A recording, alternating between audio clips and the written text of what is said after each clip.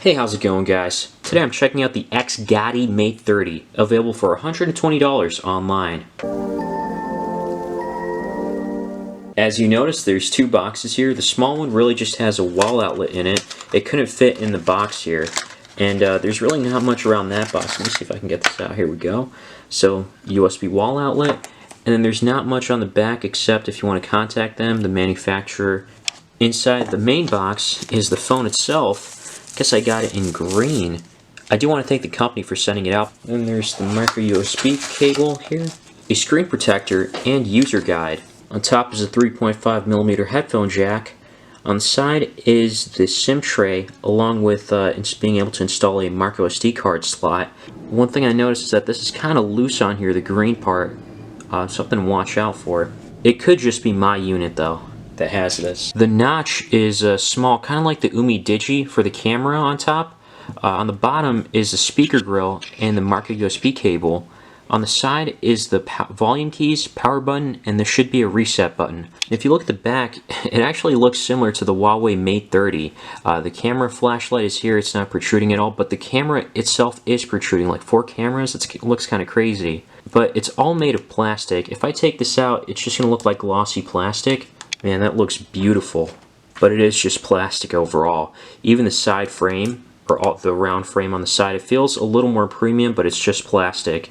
Since it's a budget phone, I understand it would be made from just plastic. I wasn't expecting anything crazy with the build. The camera protruding isn't really too much of a big problem, and when you put the case on, it's not protruding at all at that point. So it's pretty much flat out.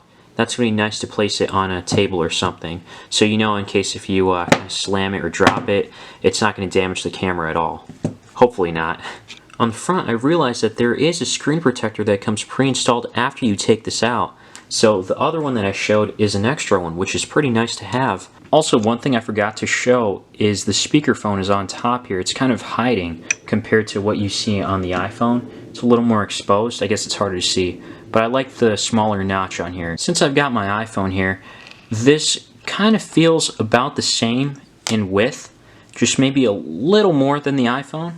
But the top, you get a little more of a display, so it's not too hard to grip with one hand. My finger can barely reach the other side, and I have small hands. So the screen itself isn't anything to be impressed by.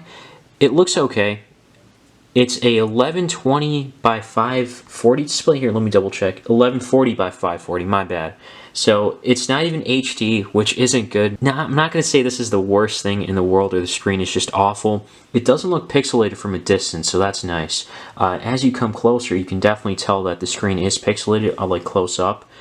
The reason why it's not that big of a deal for me is because I'm used to looking at tablets with a 1280 by 800 display, and that was a little more pixelated, I'm assuming, than this, and that was fine with me. So again, for the price you pay, I guess it's decent, but we'll watch some videos and everything to check it out. And speaking of videos, it doesn't look like there's the YouTube app that came pre-installed on this, so you have to install all that yourself. So a little over 25 gigs is available out of the box, and I did take 2 pictures here just to go outside and check it out. So minus that, you have just slightly a little bit more above 25, but you get the point.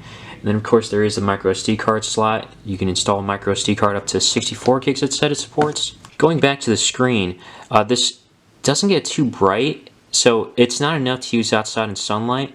It's a cloudy day. Even with a cloudy day, I was having some trouble viewing the screen at certain places because I was trying to take a picture outside. Here are some of the pictures I took outside with the rear cam, and it's awful. There's really not much to say.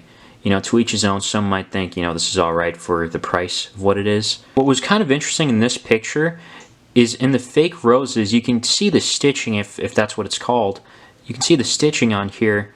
I thought that was really interesting, at least, but I don't know, maybe this is just tolerable at best. The front camera also looks tolerable at best, but you can't really shake around too much, otherwise it's like it doesn't come out smooth, or the frame rate at least. Now, there is an interesting gesture here. Let me take a quick picture just to show you how slow or fast it is. You gotta hold yourself steady for a moment, otherwise it'll come out like blurry. And it looks like it came out okay. You can read Canon on top, you can actually read Canon zoom lens, and that's actually kind of decent. Nothing crazy though, of course. There's also a gesture here when you use two fingers, like the peace sign. It should take an automatic picture if it notices it. Sometimes this doesn't work. I was testing it out earlier just now. So just like right now, it's not working, which is just perfect. So I guess it's not that accurate. It's not going to work too well. Let's see. Maybe I have to wait a moment.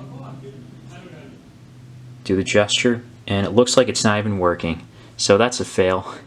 Trying to exit here, it looks like there isn't multitasking when I try holding this, and it's just not showing up. Maybe I'm not looking at it correctly. I might have to look a little more if there's a way to do it, but it looks like there isn't so far, just based on what I'm seeing. But it is running Android 9, so I don't know why it's not working.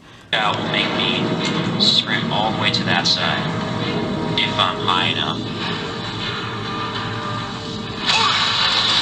Darn it. The video only goes up to 480, and of course you can't play 60 FPS. I also just took out the case because I felt just a slight bit of warmth on the top. It feels like it's kind of warm, nothing too crazy. I haven't done too much on here except maybe have the brightness all the way to the maximum. So I can see why that would warm the screen or warm the phone up quickly. I did also make a call. The call quality was great. I didn't have any problems. They heard me well, and I could hear the other person well too. No problem there. So far in performance, everything seems to be running relatively smooth on here. It gets a score of 47,700. Now that's nothing to be really impressed by. I guess for the price it's okay. It's kind of what I've seen on tablets.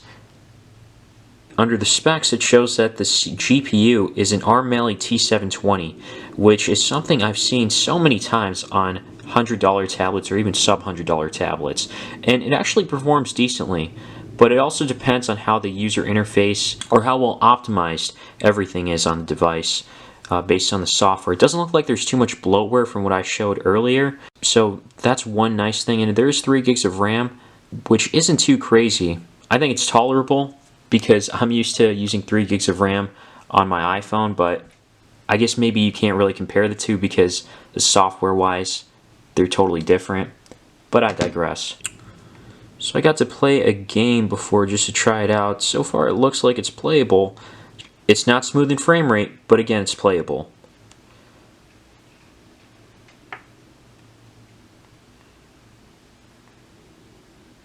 Also, the graphics quality is set to low here. Next game here is Fruit Ninja. One thing I noticed is the load screen is slower than usual, or slower than some other stuff I've tested out before. Definitely playable though. Seems to be relatively decent. I do want to mention that I haven't really checked out the market lately for $100 smartphones, so you definitely want to do a little bit more research than just this video if you're in the market for it. Otherwise, this is a pretty decent choice despite the low resolution that I don't really like too much because you can't watch videos in HD, but some people might be fine with 480. I do understand it is a $120 smartphone, but it does have a decent battery life, it seems like, and the performance is decent too from what I've seen.